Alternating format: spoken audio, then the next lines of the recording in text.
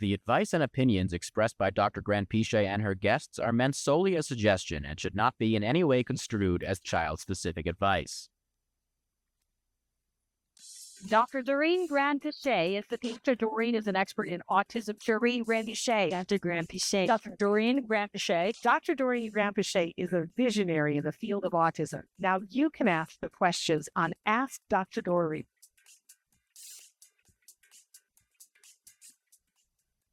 Good morning and welcome to Ask Dr. Doreen on our last show of the year. Oh, wow. That's right. Last show of the year. So I'm so thrilled we have with us Dr. Doreen Granpeesheh. So good to be here. So good to be here with you. And thrilling to be here with all of you as well. If you haven't watched the show before, Dr. Doreen Granpeesheh is a true expert in the field of autism. She's been working in this field for more than 45 years.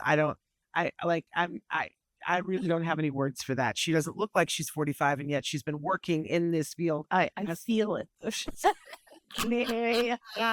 Well, you know, I hear you.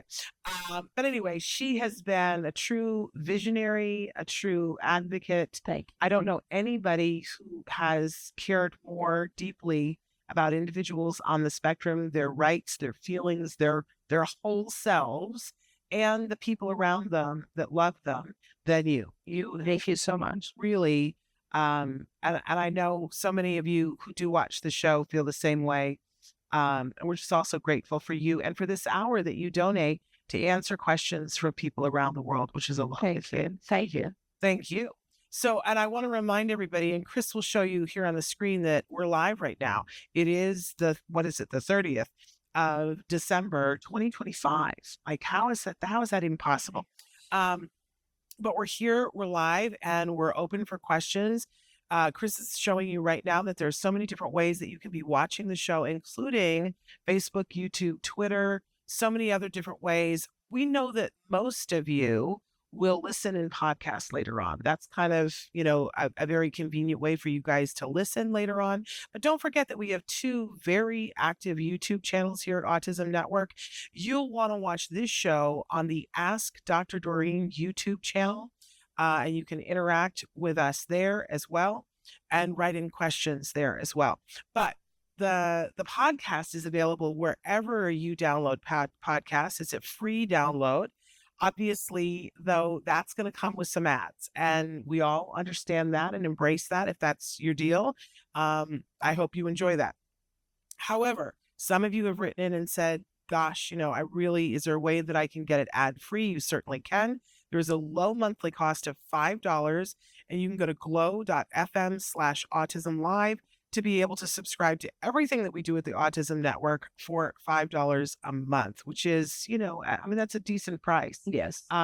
So, and it shows up immediately in your inbox. That's Ask Dr. Doreen, Autism Live. Everything that we do shows up in your inbox, and it is free of ads. So if that's your jam, do that. But we are open to questions right now for you guys writing. And we always start with a topic.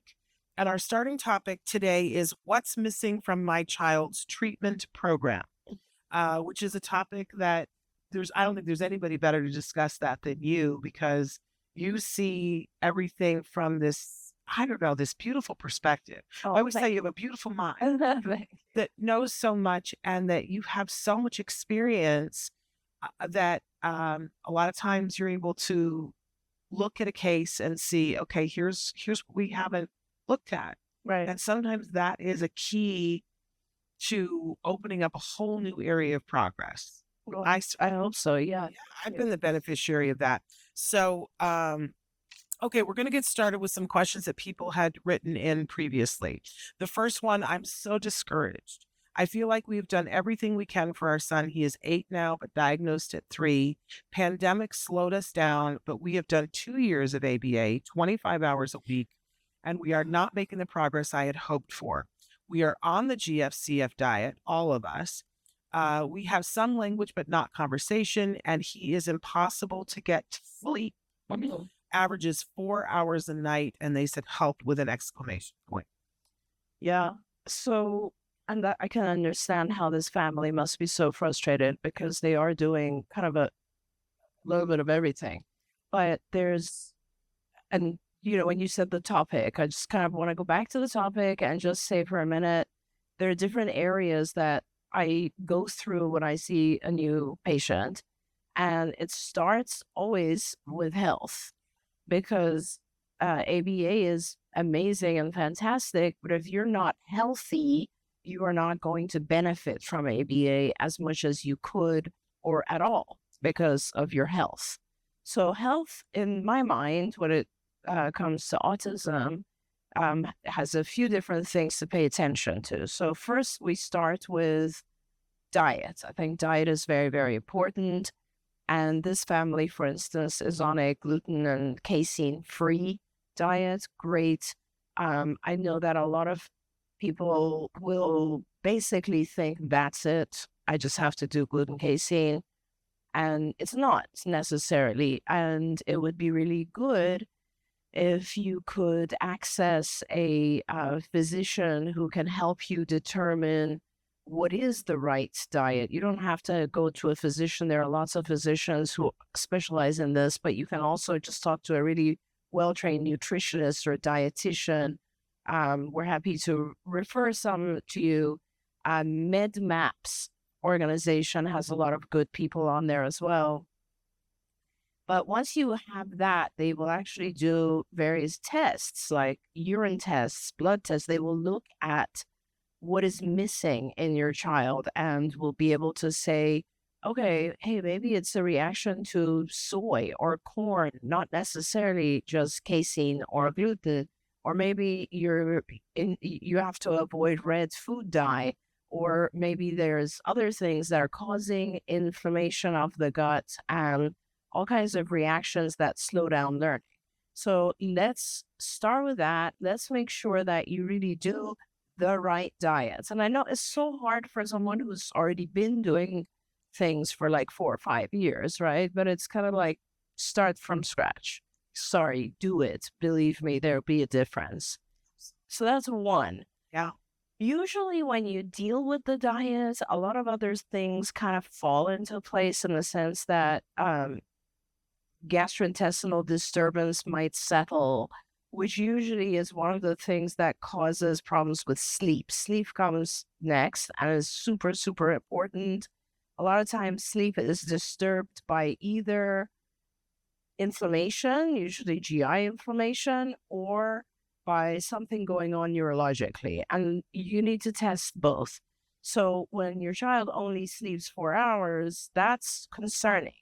Not only is it concerning in terms of, oh, they're going to be exhausted, but what does it mean when someone sleeps 4 hours? First of all, it means something is causing them to not have long enough sleep, which means they're not getting REM, which means they're not getting deep sleep.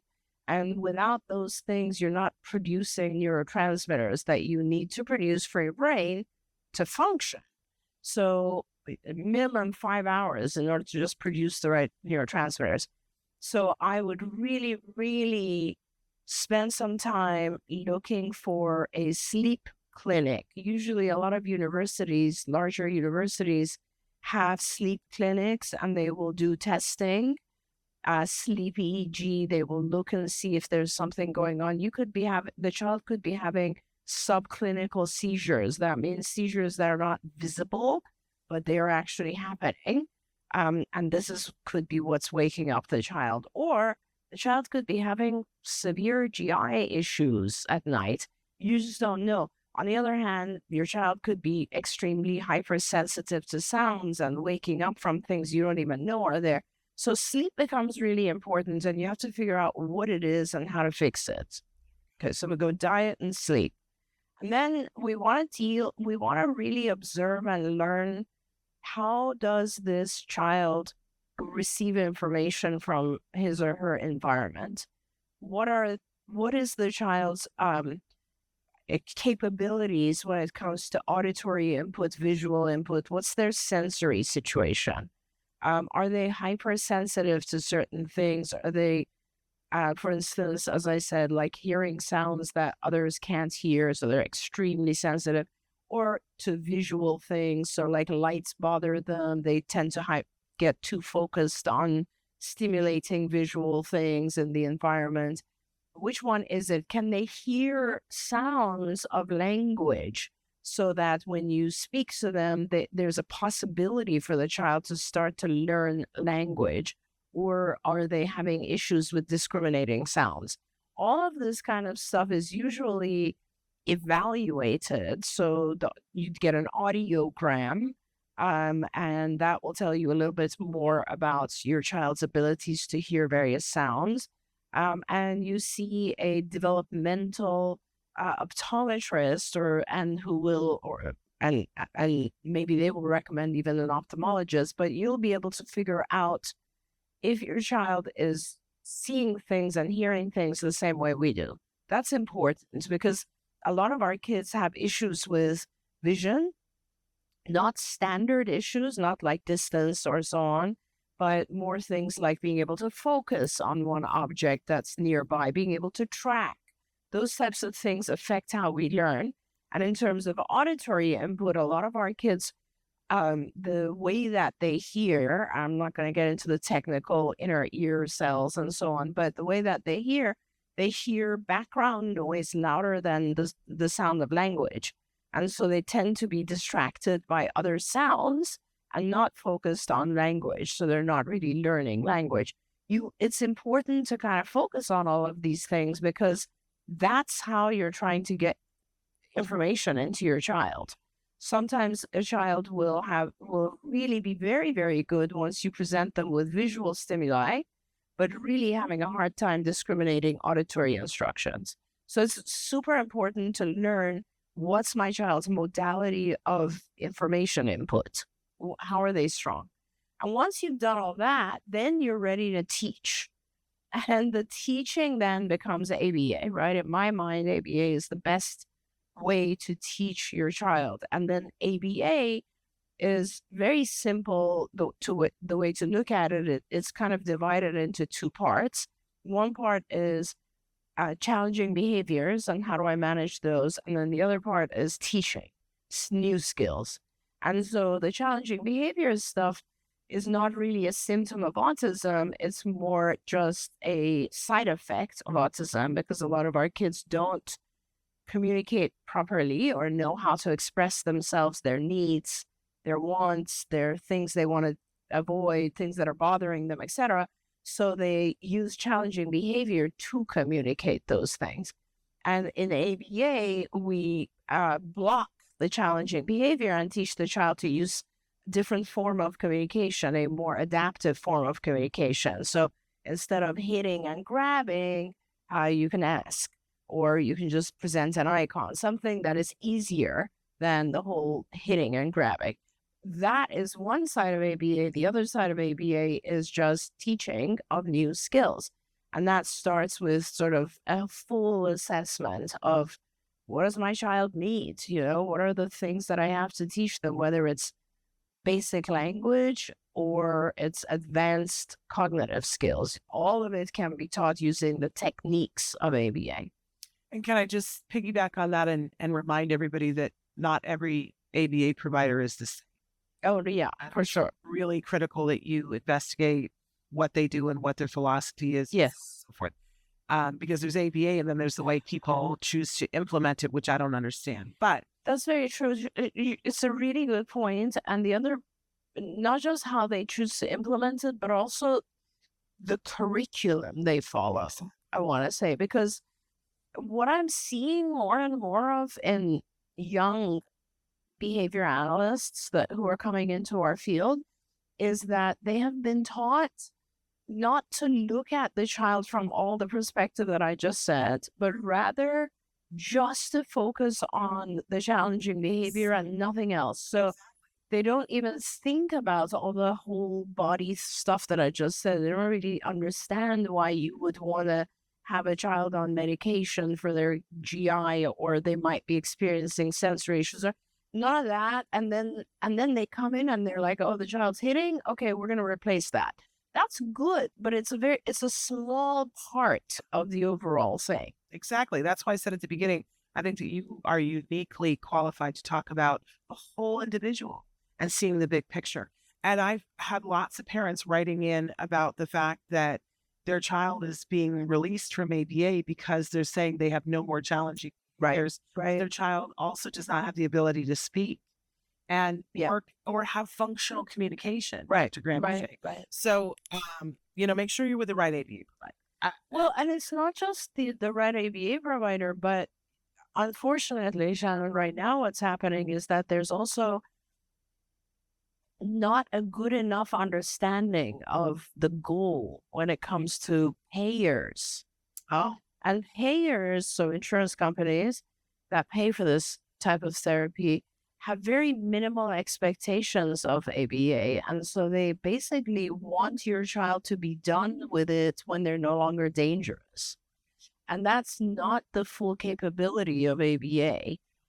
So it's quite limiting. It's sort of like saying, I'm going to, not sure how I can compare it to a medical situation. It's like, if I can get you to a level where you can survive, it's good enough. I don't need to go all the way.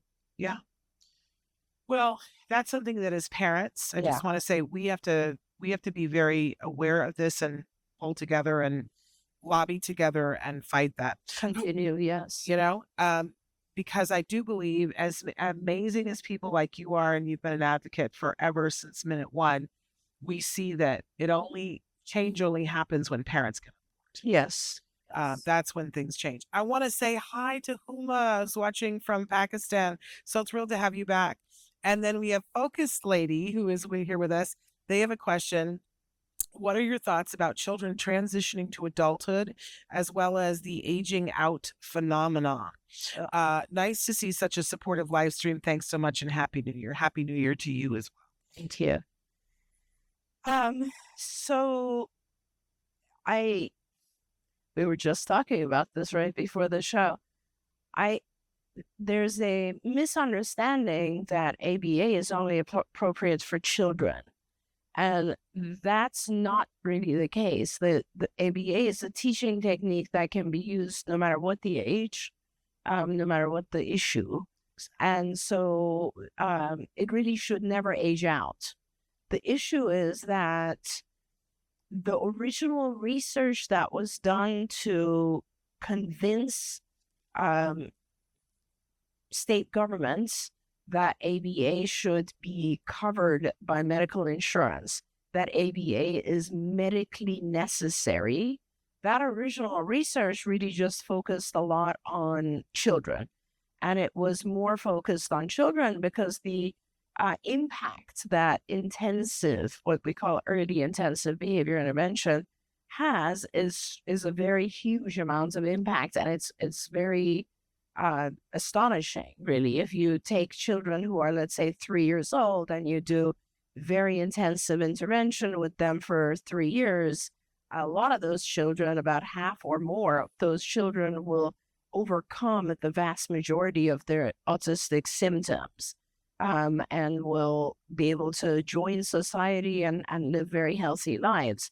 That's a very big wow. And so that was the original stuff that was presented to various state governments, and therefore a lot of state governments said, yeah, absolutely, we're going to cover ABA. And in the beginning, a lot of people don't know this, in the beginning it was restricted to just children, right? If you remember, Shannon, in Arizona, there was you could do intensive ABA like 40 hours, but only up to age 8. And then you could do something like 20 hours up to age 16 or something like that. And then later, of course, all the age restrictions had to be removed because that was not legal. So I want to say that there's this misunderstanding that ABA only works with young children, whereas really you could have someone who's 60 years old and use ABA techniques to teach them a new skill or to teach them not to have a challenging behavior, and it works the same. The issue is that insurance doesn't want to really cover that. And it's very difficult to get insurance to be willing to cover that, to realize that this is lifelong sometimes and that there are costs associated with this lifelong. So I don't really agree with a, aging out phenomenon. I don't think that exists or should in reality. I think it's just a cost issue. Unfortunately. Unfortunately. I the Olympics are about to start here in like, I don't know, 20, 30 days. And I'm always saying here that, Olympic athletes, their trainers use ABA Right, with them. right. So I sort of want to do like a little sidebar during the Olympics and go, oh, there's ABA, Yeah, there's ABA, absolutely. there's ABA, because I think more people need to understand what the larger context 100%. ABA is as a teaching tool. Absolutely. It's kind of gotten lost Yeah. in a lot of conversations. Yeah, it's ABA. I didn't even realize this coming back into the field. I've come to, like, a lot of people ask me this question, like, what do you think about the bad reputation of ABA? And I'm like, how did that even happen? Like, I don't know how ABA got a bad rap. It's such an incredible tool. If used properly. But I think, there are some people, Honestly, like in any absolutely, but I don't think the bad reputation is from the few people who use it wrong. I think the bad reputation is from the individuals who themselves have autism and are very minimally affected and are saying, I don't want to be changed. And we've talked about that a lot. And I continue to talk about that. And, I think it's very unfortunate that a science of this level of effectiveness would be in any way denigrated. It's just not okay. It's a hard subject, because I think at the heart of it, there is this deep misunderstanding Right. about, like you said, I don't want to be changed. Yeah. And Yeah. my feeling, because I have people, I was watching a Hannah Gadsby video this morning. If you guys don't know Hannah Gadsby, hilarious Australian comic who identifies as being on the spectrum. Okay. And she won't have I've invited her to be on the show. She won't have anything to do with it. Oh, interesting. Because she's like, oh, I'm not, you want to change people. I've had a thing from her people saying that. Oh. And I, I was thinking about it. I was saying, oh, that's such a shame. That's such a shame, because I, not in any way do I or you or anybody that we work with want to change anyone. Right. But saying to somebody, I imagine saying to a child who does not get up on their feet and walk like, so many children do, saying to them, well, we're not going to change that. Yeah. You stay there, and we're How not about going potty to change training? it. Yeah. How about potty training? Yeah. Why do we potty train people? Right. Yeah. Why do we try to change them? Right. It's Or really, dressing. and I understand what the fear is. Yeah. Yeah. But I, as an educator, which is what I consider myself at heart, whenever you're educating someone, you're giving them a skill. I think of my friend's mother who said, I train my children to know how to clean their house, and then I let them decide if they're going to do it or not. Absolutely. But I give them the skill, and then it's up to them whether they want to use it. Absolutely. So I mean, that's my biggest issue. Like what I always bring up is, why do we teach our children? Why do we tell our kids to go to school? Why? Yeah. That's a lot of change our kids have to go through when they attend school. A lot. Not only do they learn academic stuff, they learn how to manage other kids. They learn stand in a spike. Like, we could talk about that. How to listen to sometimes not very nice teachers, how to deal with bullying, all of that is what they learn from going to school. Why do you and I take, classes, pottery or so on? That's change, right? It's all change. Yeah. So saying, I don't want to be changed. Why do people go to therapy? Yeah. Why would anyone see a therapist if they don't, we need change. We need change in order to survive in society. And I will say, because I have so many friends who are wonderful, fabulous adults who identify as being neurodivergent, on the spectrum, whatever word, autistic, whatever word, because everybody uses different words now. And so many of them will say to me, yeah, I don't want to be changed, but why isn't somebody helping me to learn how to date? Yeah. And I'm like, well, yeah, there are teaching techniques that would help you to be able to do that. So I think it's a deep misunderstanding that was fed by people. But I want to get to Esther's comment. Esther says, hi, my son is 6 years old and is a Gestalt language processor. He is getting 28 hours of good ABA per week. Good on you. He can make requests and is starting to use his Gestalts. yeah, I can't even say it. More in context, but he is not conversational. I have been looking into natural language acquisition by Marge Blank and meaningful speech techniques for how are you saying? Gestalt. Language processors. I even started working with a speech therapist that uses these techniques, but there is no structure in the sessions and no real plan, it seems. I don't know what to do. I just want to help my son be conversational and independent. Thank you. Yeah. And you know what? I'm going to hug you because how brave of you to write that in. Yeah. You know, because you're saying, I'm trying this. Yeah. It's not working and I don't know what's wrong. Right. So I hope that they will receive what I think you're coming with. Well, I hope so. So Gestalt language processing, it means basically you learn from the whole picture. Okay, so it's a lot of individuals who have autism are Gestalt learners. Why? Because there's a phenomenon in autism called overselectivity, and it has a lot to do with when someone learns something, they will learn it based on a very small portion of that thing. So let's say I'm learning that this is Shannon. But when I look at Shannon, the way that I memorize who is Shannon is on her glasses. So the next time I see Shannon, and if she's not wearing glasses, I won't recognize that as Shannon. Or if someone else wears those exact glasses, I'll think that's Shannon. So you see how it can cause issues. That's called overselectivity. So Gestalt learning is basically saying we need to teach the individual the whole so that they don't overselect, because their tendency is to overselect. So let's teach them the whole, which means when I want to teach them Shannon, but I want to teach them with glasses, without glasses, with white hair, with no hair, with whatever it is. This is all Shannon.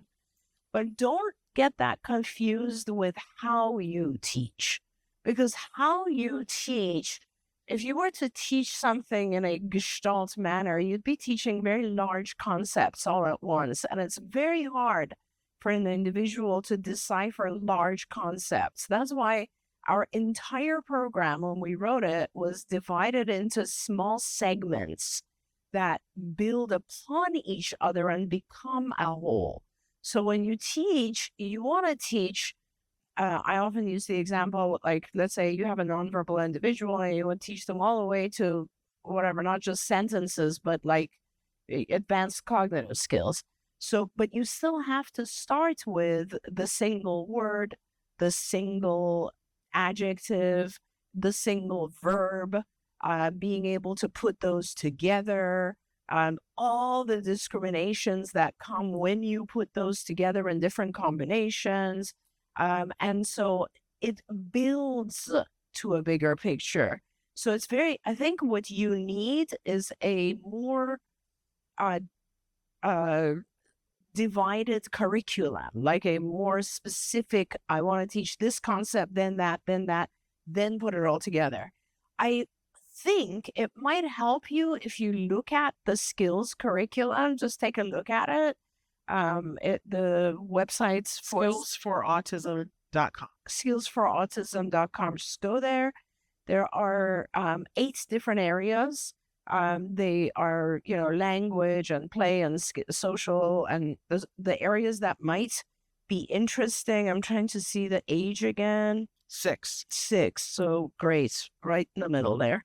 So you should definitely look at, and there's a huge section on social conversation in the social curriculum, but I would recommend that you look at the language curriculum first, because it has the divided parts of language that need to be taught in order for conversation to occur. Conversation depends on lots of different things, a bunch of speech, language, and a bunch of social.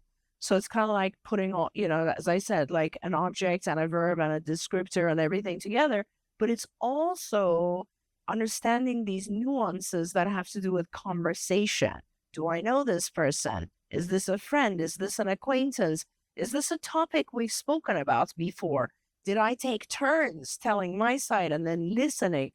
What environment am I in? All that stuff is important for conversational speech.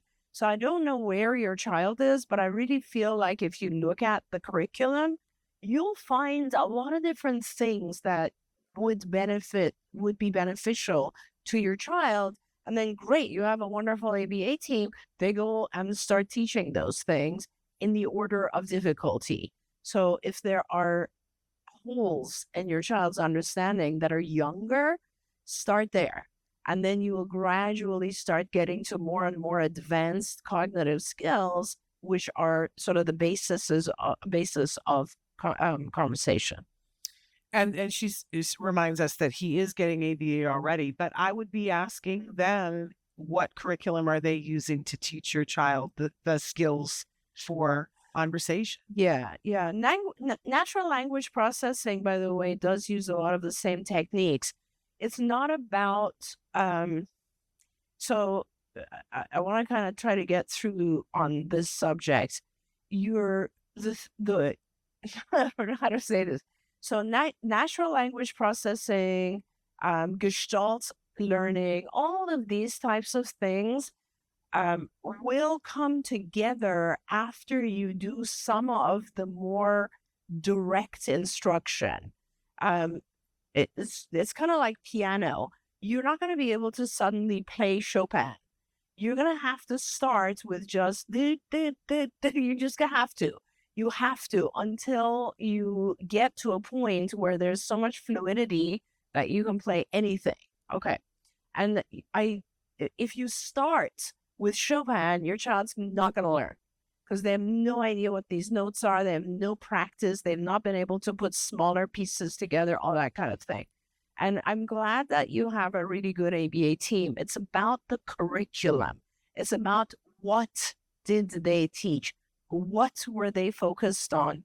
We're not talking about teaching him things like, this is a red truck. Maybe that's what he still needs. I don't know. I don't know anything about your child, but it gets much more advanced.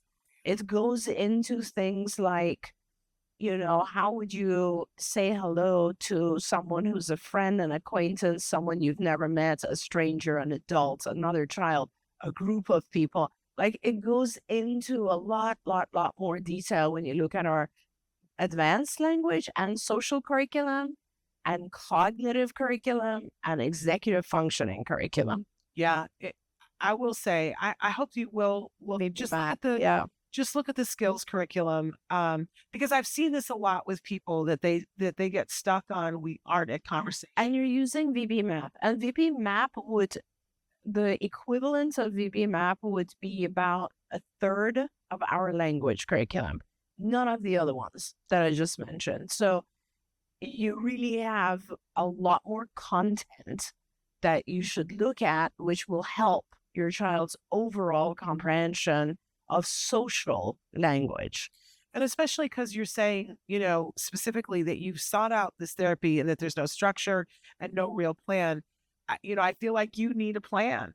And I know I needed a plan. And when my son was little, man, all I kept saying was my dream, the thing that I kept visualizing was I wanted to have a porch swing, and I wanted to sit on the porch swing, and I wanted to be able to look up at the heavens with him and talk about the big things. And have him not have to be prompted to talk about, why are we here? What's the point? What is it? Like, I wanted him to have that level of conversation. And I didn't, and a whole bunch of people were telling me that it was not possible. But, it was like, we followed the skills curriculum, and it was like pizza dough. And they would, they would stretch out the dough, and then they would add one more thing, and then it would go further, and they would add one more thing. Is it the Vineland? What's the assessment where every month you guys would ask me, or not every month, maybe it was every other month. It felt like it was every week. But you would say, he can answer a question, and then there was tracking how many times the conversation would go back and forth. And I remember in the early days, I was like, no. And then I just no to everything. But then it was like, oh, he can do this, and then he can come back one time. And then he could do it 2 times. And then I remember the day that I was like, oh, it's far too many to count. You know, I can ask him a question, he asks me a question, and we go back and forth. And that's such a simple, like, that's a great example, because I'm reading what she's saying. Yeah, exactly. And you will get there. You just need to work on those specific lessons. Like that, and that Shannon is talking about, Esther, is a lesson. And it starts with asking and receiving. And it's also then goes way above that. It goes to making a statement and the other individual learning how to make a similar statement. It goes to discussing a topic together. It goes way more advanced. There's so much more in conversation. The lesson was missing. It's not about the technique. The technique is ABA, but the folks who were, and they were very good at the techniques, obviously, because your child learned a lot of stuff. They didn't have the right curriculum. So you just take this curriculum and give it to them, and they can use it using techniques, and it will be incredibly beneficial to him. And it, you know, just to let you, I am well beyond the dream that I had. My husband did get me a porch swing, and my kid and I do sit on it, but we don't have to be on the porch swing to have. I will tell you that it was probably now 4 years ago that my niece had come to visit, and she's been very present in Jem's life. But, you know, she doesn't live here. And so we don't get to see her all the time. And I had to pick him up. He had a college class, and I had to pick him up because I had to drop him off at work really quick. So we were only going to have him in the car for like 5 minutes. And we picked him up, and he jumped in the car, and I said, hey, how was your day? And he was taught, he had just left one of his film classes where they had seen like Water for Chocolate. And he was like, oh my gosh, have you seen this movie? Okay, so first of all, my first issue is this, this, and this, but this was funny. And he just like went off on this film, but in a, like, and he was like, and you know what it reminds me of? It reminds me of this. And oh my gosh, Mom, do you remember the time? And it was this whole big thing. But it was like, but he was analyzing the whole film as, you know, in life, in his world and everything. And, you know, he talked to my niece a little bit and was like, you know, do you know that? And do you remember the time? And it was this whole, like, it wasn't just a monologue, but it was all this deeply philosophical stuff. And then we pulled up to drop him off to work.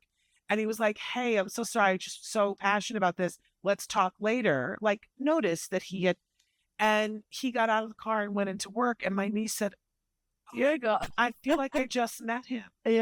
Like, I had no idea that he had all of that. And I said, oh, that's the tip of the iceberg. But he had found the way to convey what was in his heart. But it's because of this curriculum. And I'm humbled by how much it worked in our lives. And there are times, I was just talking with at one of our staff meetings at one of our centers the other night, and I said, you know, sometimes I'm just oblivious and I'm going through my life and whatever, but then sometimes he will do something and I will go, I remember when we spent 2 months working on that skill that that is totally his own now. So when I tell you it's life-changing, it is. Grab it, skillsforautism.com. And she says, I have to say it's improved over the last week, but I just want more. And you know what? Of course you want more. That's your job as a mom. And don't feel bad about that. And you would never need to apologize to either one of us about that. Get more. Absolutely. I tell parents, be greedy all the time. Oh, 100%. I mean, that's why we put so much effort and time into building skills, because like I felt the same way. I felt like you need to have access to this stuff. Yes, it is amazing. And I have felt that about it since the beginning of time. Okay, I had other questions too that people wanted to know. I am looking at 2026 and wondering what to try next for my son. He is 4. We are doing speech and OT. We have not done ABA or diet. Which would you try? So I wouldn't, I don't think it's an either or. When you look at ABA and diet, I would, if your child needs a diet, that's a separate thing. And no matter what else you're doing, you should test that out, right? But I think that ABA is a just must for everyone. And that you definitely, this is the perfect age for you to evaluate for ABA and to get in there and really start teaching. Don't waste any more time. Your child's 4. It's perfect. Let's get going. You do an early intensive behavioral intervention program. That means your child will be getting 40 hours per week. I'm going to say that again because a lot of people don't realize how intensive I'm talking about. 40 hours per week. So we're talking, if it's 7 days a week, which would be even better, it's 5 to 6 hours every day of teaching 1-to-1. And it's not abusive. It's not, it is fun. When it's done right, it is an individual and working with your child, directly teaching them, and your child enjoys it because this is something that makes sense to your child. And they are having a good time and they're growing and learning and receiving rewards and feeling better about themselves and all that. So that's what I recommend. Run, don't walk. That's what I recommend. So my 16-year-old has made great progress. He graduated from his ABA program. He's doing well in his school academically, but he has no friends, not one. How old is he? 16. I am considering hiring a kid just to hang out with him. Is that a good thing to do? It's right. Wait, Yeah, it is a good thing to do. As strange as it sounds, I don't care if you're paying someone. This is what your child needs, is to have interaction with another person. But I think in my head, the way that I look at that, it's first to have the skills. A lot of people ask me, why wouldn't you put a child in school when they're 3 years old? And I'm like, first, let me give them the skills. It's the same thing here. If your child is 16 and they don't have the skills to interact, then hiring someone else is not necessarily going to be that beneficial. So let's figure out what the skills are that they need. Do they have the individual skills? For instance, making a statement, asking a question, being able to tell someone about something, just like you were, the example you just gave of Jem.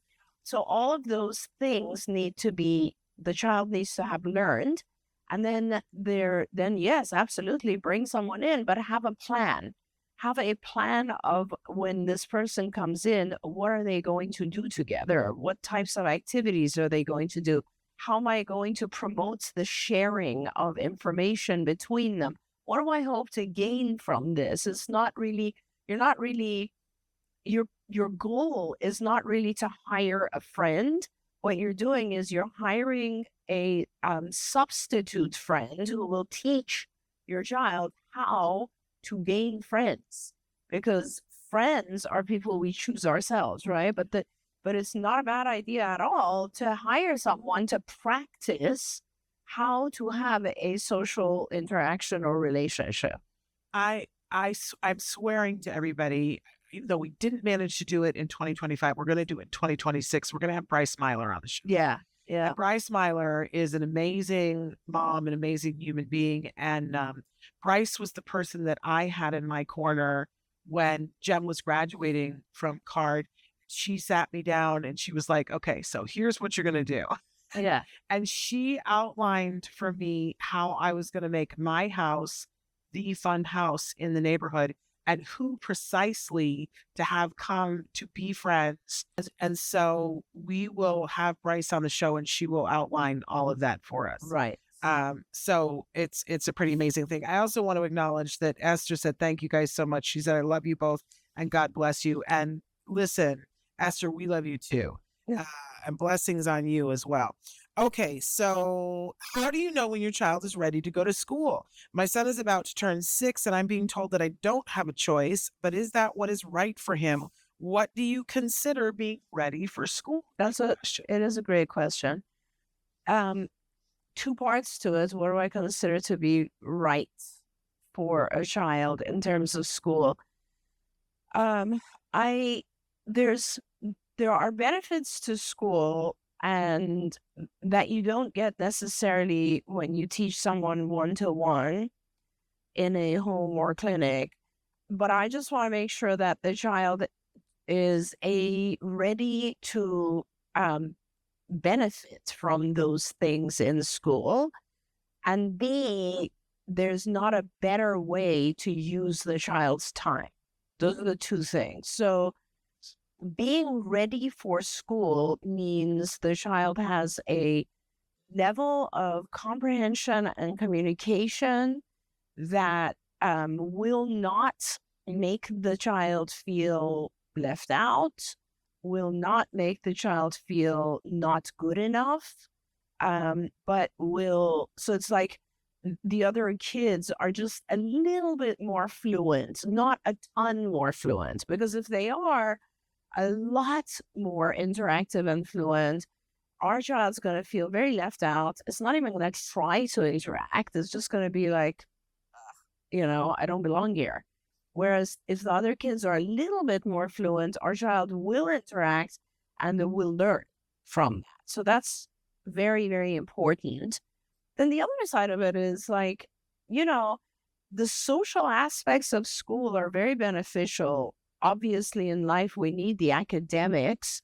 But I always, when I have a child and, like 6 is the perfect age, because sometimes when our kids are 6, they're really not ready for school. They need another year of one-to-one, really high quality intensive ABA to catch up. And parents feel like, I don't have that anymore. You actually do have that. You can make lots of accommodations for when your child starts school. You can homeschool. You can be very selective about the hours that your child goes to school so that you're not wasting your child's entire day. You've got a lot of options still at 6.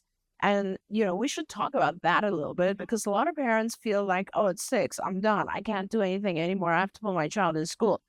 What I love, you always say is that if your child attends school until I think 10 a.m. or something, then the school gets funded. You can bring your child home at 10:01 and they still have the entire day for one-to-one teaching.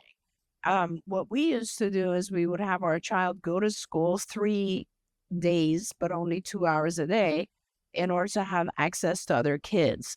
But we would only do that after our child had a certain level of language, a certain level of being able to attend, etc.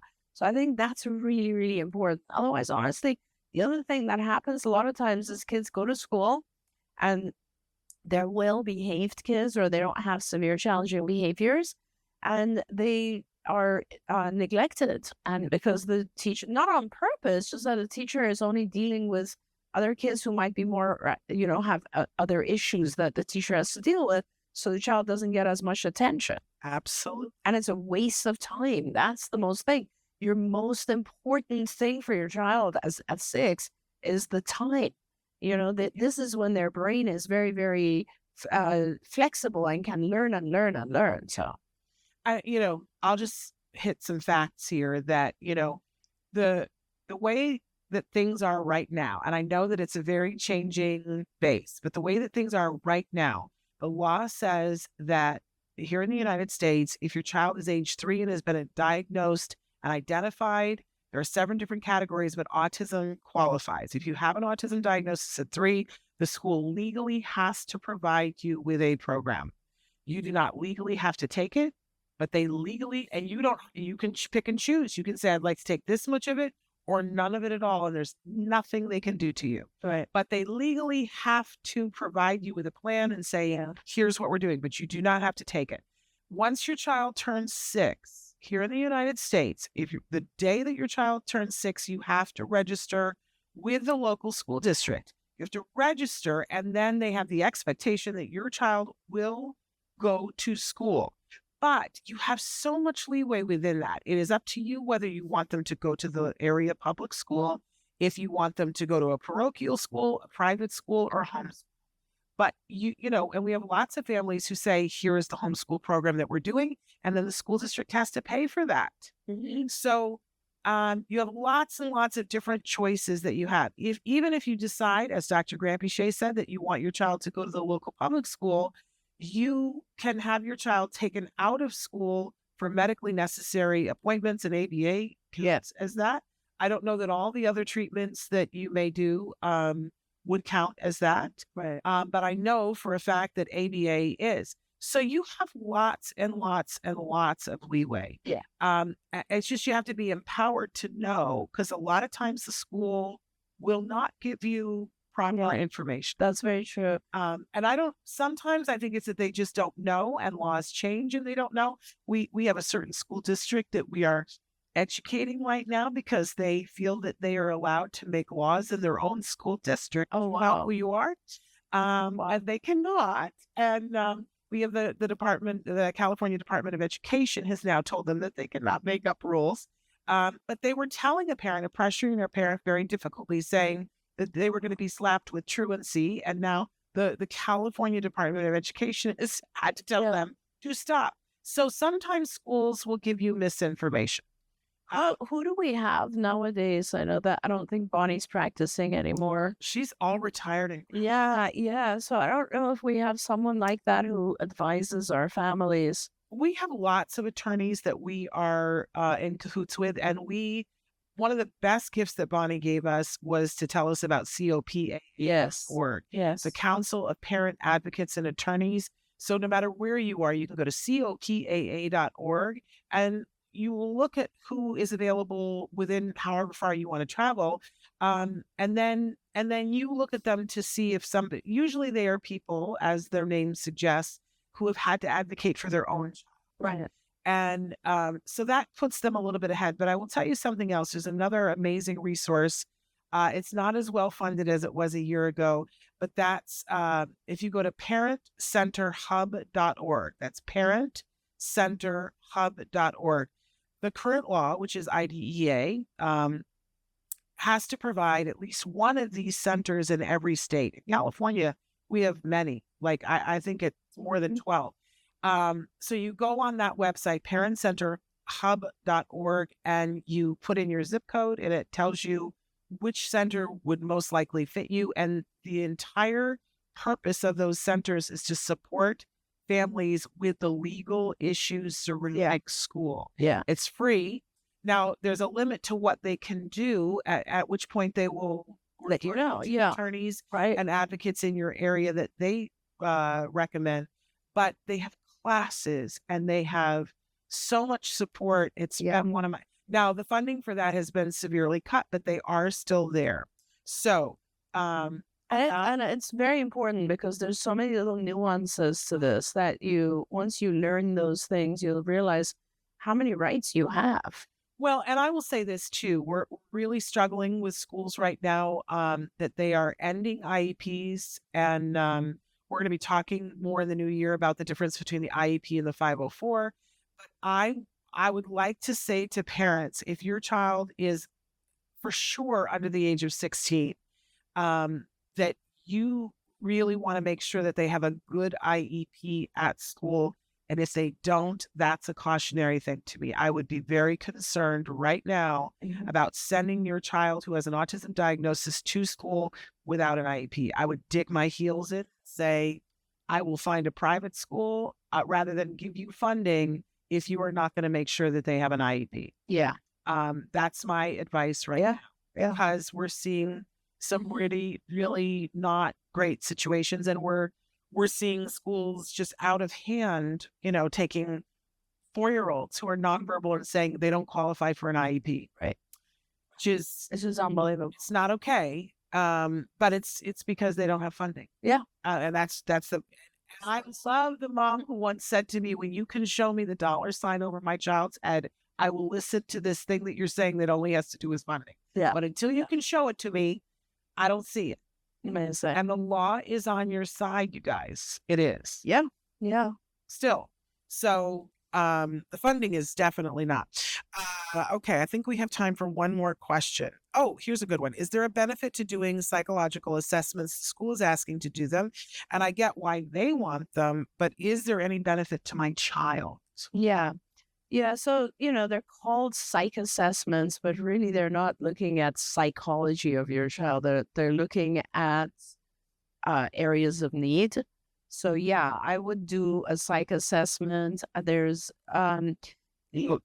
lots of different kinds of psych assessments. So, the typical assessments that are done with a child who has autism are things like the Vineland. The Vineland is an adaptive behavior assessment. So it measures things like daily living skills, socialization, communication, all of those. That's very good. Another type of assessment that's commonly done, and they kind of like all, because there's standardized tests, is just looking at things like social skills. Those are psych assessments, believe it or not. So social skills assessments, then obviously, whether through psych or through speech, you do want to have some language assessments done. All of this is mainly because I recommend even doing IQ assessments. Schools are not allowed to do IQ assessments, but intellectual quotient, IQ, is very important to do, because intelligence quotients, because you're looking at the way the child learns. You're looking at things that will help. Neuropsych assessments, even more valuable, that a psychologist will do. And these are the types of assessments that will tell you how your child's brain is functioning. So is their memory intact? Is all of their different types of memory intact?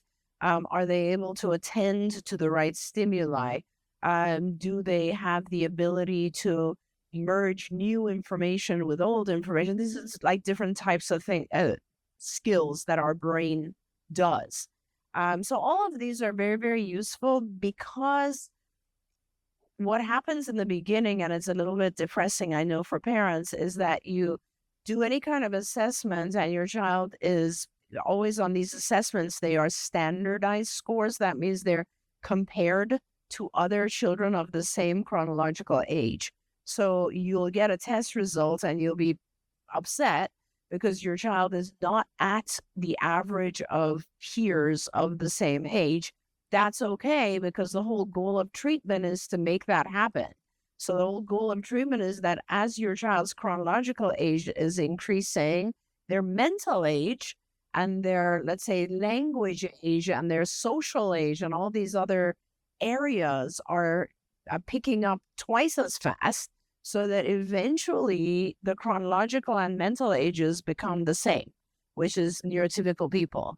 So essentially, you're trying to teach your child a bunch of these areas that might be difficult. And it doesn't matter if it's something like language is behind, or social skills are behind, or memory is behind, or the child needs work on inhibition. Doesn't matter if it's a cognitive skill or a very basic skill. All of those things can be improved with practice. So that's why assessments are useful, because they are the only proof that an intervention is or is not working. We're talking about school. In schools, they do these assessments to show a need. And then the interesting thing is, a year later or 3 years later, they do the assessments. And if the child hasn't progressed, that tells you what they're doing in school isn't enough. But really, you can also use these assessments not just in terms of placement, like what does the child need, but also in terms of gauging, tracking outcome. How well is my child doing? Are they learning fast enough? Because you repeat the assessment. But I feel like one of the things that I've learned from you that I didn't realize before is that a lot of times we'll do a test that is not a nonverbal test. Yeah, it's for IQ, and they can't do that anymore. But yeah, but it is important. Schools just can't administer IQ anymore. But it is important. That is a very, very important fact, because schools will administer a test and say, oh, your child is extremely behind in some aspect, and really they're not. They're just behind in language, and the language impacts all tests, because tests are administered using verbal, right? Do this, put that there, show me this, or ask some questions. So if your child doesn't understand language, it's like me giving you a test in Chinese, right? You're going to fail. So there are nonverbal versions of a lot of these tests, which might be more, be able to measure more accurately your child's actual abilities. We're out of time. I don't know how that goes, but that's it for 2025 for us here. But we're back next week, and with all new programming and a lot of fun things coming up, you guys. So I just want to take a moment to just thank you. Oh, and thank you, Shanna. All your knowledge, all your kindness, Thank you so much. My goodness. Thank you so For much. all of us. And thank all of you for being here with us. It's just the It greatest is. privilege to be with you and with all of you. We are looking forward to 2026. And we keep fighting the good fight and finding answers. Our 16th year, is that right? Or similar? I think it is. Yeah. And which is kind of crazy. But we hope to see you on the other side. Until then, Happy New Year to all of you. Happy New Kudos Year. from me and one for you too. Bye-bye for now. Bye, everyone. Don't forget, you can watch Ask Dr. Doreen live every Tuesday morning at 10 a.m. Pacific time. We hope to see you there.